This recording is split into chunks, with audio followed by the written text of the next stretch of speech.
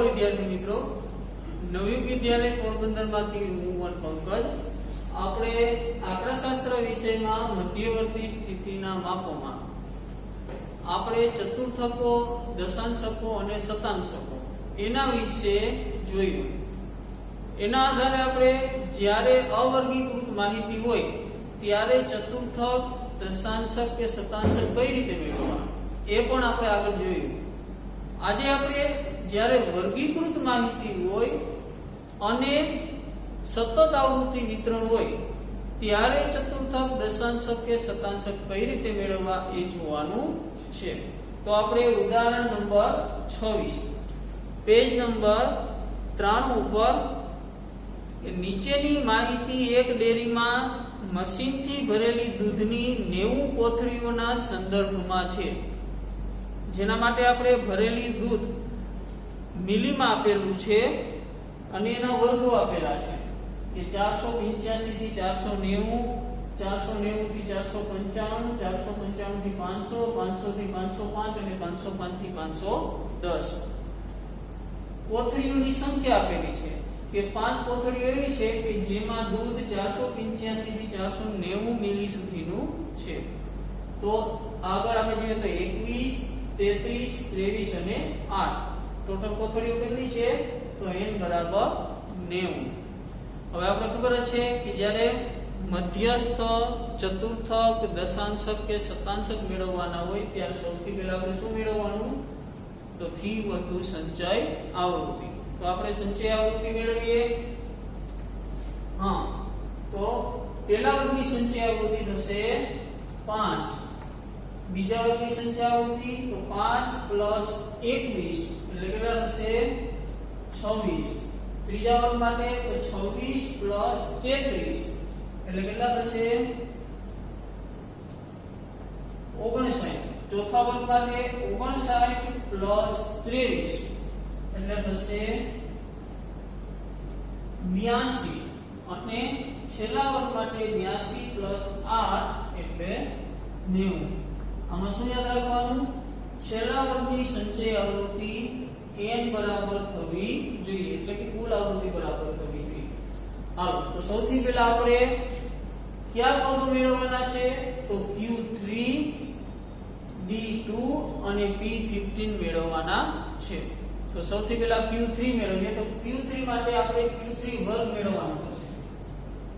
તો Q3 વર્ગ બરાબર આગળ આપણે સૂત્ર જોઈ ગયા કે Qj વર્ગ બરાબર Jn ચતુર્થાંશનો વર્ગ. તો અહીં આપણે J એટલે 3 લેવાના છે. તો Q3 વર્ગ બરાબર 3n ચતુર્થાંશનો વર્ગ. n એટલે કેટલા છે 90 બરાબર થશે 90 ગુણ્યા 3 ભાગ્યા 4 એટલે આપણે થશે 67.5. તો આપણે આમાં જોવાનું કે 67.5 કઈ સંચય આવૃત્તિમાં સમય છે તો આપણે 82 ની સંચય આવૃત્તિ એટલે શું થશે કે 60 થી 82 સુધીના અવલોકનો 500 થી 505 માં સમાયેલા છે. તો આપણે 67.5 નો વર્ગ એટલે આપણે 82 વાળી સંચય આવૃત્તિનો વર્ગ કયો વર્ગ થશે 500 થી 505. 67.5 82 ની સંચય આવૃત્તિમાં સમાયેલ હોવાથી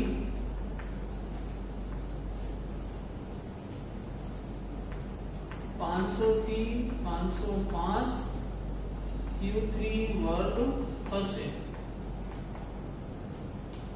હવે આપણે આના માટેના પદો મેળવી લઈએ. તો આપણે Q3 નું જ્યારે સતત આવૃત્તિ વિતરણ હોય ત્યારનું સૂત્ર આપણે તો Qj બરાબર L + Jn ચતુર્થાંશ - Cf ના છેદમાં 1 ગુણ્યા C. તો આમાં આપણે કયા પદો મેળવવાના થશે તો સૌથી પહેલા તો L તો l બરાબર તો આપેલ વર્ગની અધોસીમા બિંદુ, તો અહીંયા આપણે અધોસીમા બિંદુ કેટલું થશે 500. CF તો CF એટલે કે આપેલ વર્ગની સંચય આવૃત્તિના ઉપરના વર્ગની સંચય આવૃત્તિ, તો CF બરાબર થશે 59. F બરાબર તો આપેલ વર્ગની આવૃત્તિ, તો આપેલ વર્ગની આવૃત્તિ કેટલી છે 23.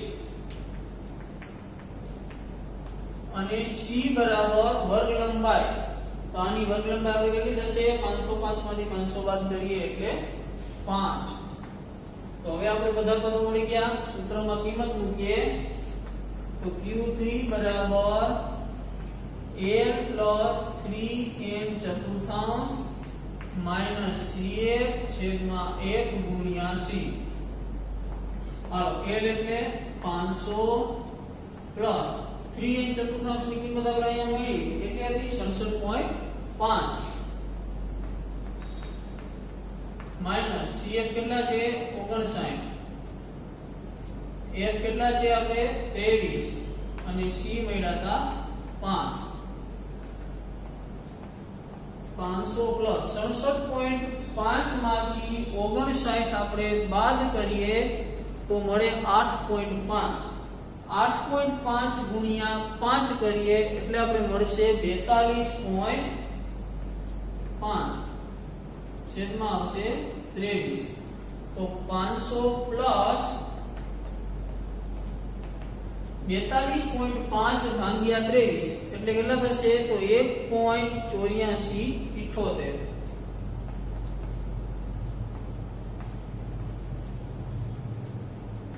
500 પ્લસ 1.8478 એટલે કેટલા થાય તો 500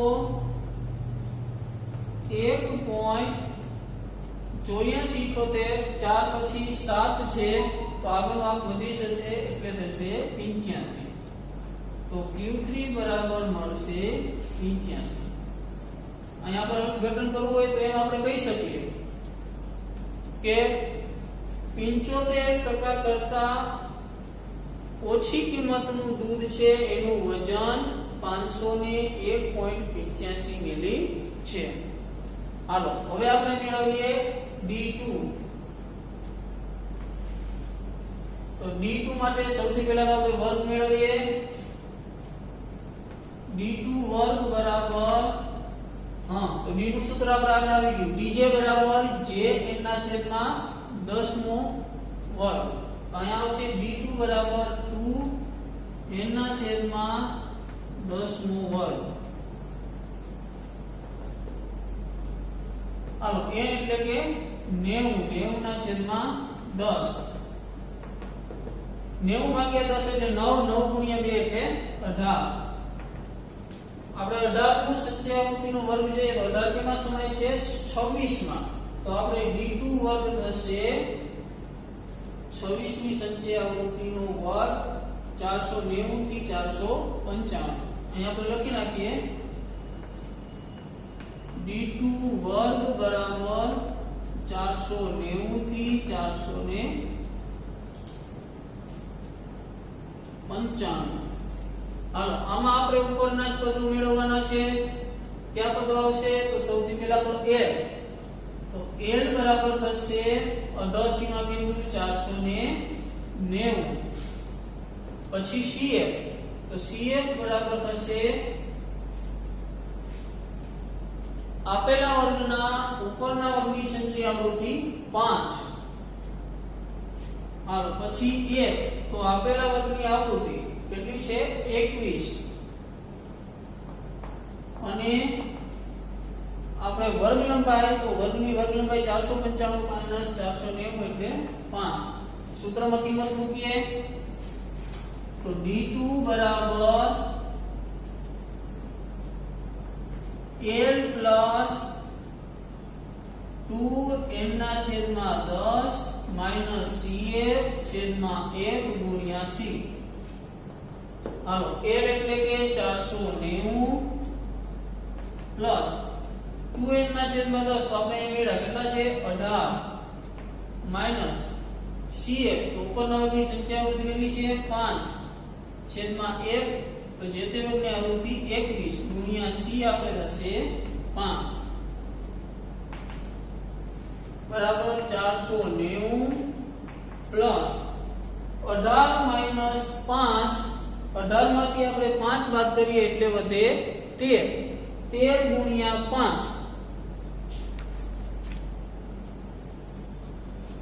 એટલે થશે 65 ભાગ્યા 21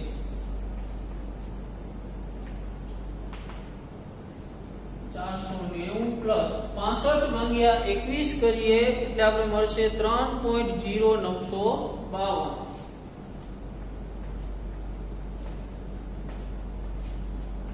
તો 490 પ્લસ 3.0952 એટલે થશે 493.0952 છે. આપણે આગળ એક અંક વધારીએ એટલે કેટલા થઈ જશે 10. તો 493.10 આપણે શું મેળવ્યું D2. એનો મતલબ શું થાય એ 20% કરતા ઓછી વર્ગની આવૃત્તિ છે એનું વજન આપણે કેટલા મિલી મળે છે તો 493.10 મિલી મળે છે. હાલો એના પછી હવે આપણે છેલ્લું મેળવી લઈએ P15. તો P15 નો વર્ગ બરાબર હાલો આગળ સૂત્ર જગ્યા આપણે કે Pj વર્ગ બરાબર Jn ના છેદમાં 100 નો વર્ગ. તો અહીં J બરાબર 55 છે તો 55 n ના છેદમાં 100 નો વર્ગ બરાબર 55 હાલો n એટલે કે 90 ના છેદમાં 100 55 ગુણ્યા 90 ભાગ્યા 100 એટલે આપણે મળશે 49.5. તો આપણે અહીંયા 49.5 નો વર્ગ લેવાનો છે. સંચય આવૃત્તિમાં જોઈએ 49.5 કેમાં સમાય છે તો 59 માં સમાય છે. 59 નો વર્ગ આપણે આવશે 495 થી 500. તો અહીં આપણે કહી શકીએ કે P15 નો વર્ગ 495 થી 500 થશે. હાલો આપણે પદ મેળવી લઈએ તો L બરાબર થશે 88 માં 495. CF બરાબર થશે આપેલા વર્ગના ઉપરના વર્ગની સંચય આવૃત્તિ. તો 495 થી 500 ના વર્ગના ઉપરના વર્ગની સંચય આવૃત્તિ છે 26. F બરાબર થશે આપેલા વર્ગની આવૃત્તિ. તો આપેલા વર્ગની આવૃત્તિ છે 33 અને C બરાબર થશે વર્ગ લંબાઈ. તો અહીંયા પણ વર્ગ લંબાઈ કેટલી છે 5. સૂત્રમાં કિંમત મૂકીએ તો P15 બરાબર L પ્લસ 55 n ના છેદમાં 100 માઈનસ CF છેદમાં 1 ગુણ્યા C. હાલો L ની કિંમત આપણે 495 પ્લસ 55 n ના છેદમાં 100 આપણે આગળ જોઈએ કેટલા આવ્યા હતા 49.5 માઈનસ CF કેટલા છે 26. હાલો F કેટલા છે 33 ગુણ્યા 5 બરાબર 495 પ્લસ 49.5 માંથી 26 બાદ કરીએ એટલે આપણે મળે છે 23.5. 23.5 ગુણ્યા 5 એટલે થાય 117.5. તો 117.5 ભાગ્યા 33 તો 495 પ્લસ 117.5 ભાગ્યા 33 એટલે થશે આપણે 3.5606.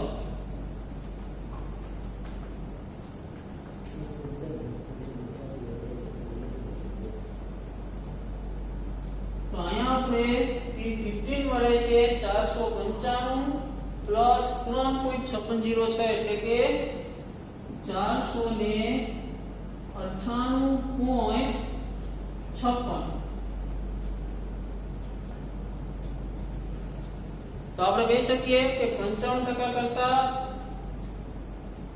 ઓછી કોથળીઓમાં દૂધનું પ્રમાણ કેટલું છે તો 495 થી 500 મિલી. તો અહીંયા આપણે આ દાખલો પૂરો થાય છે. હવે આગળ આપણે આના પછીનું ઉદાહરણ જોશું. જય હિન્દ.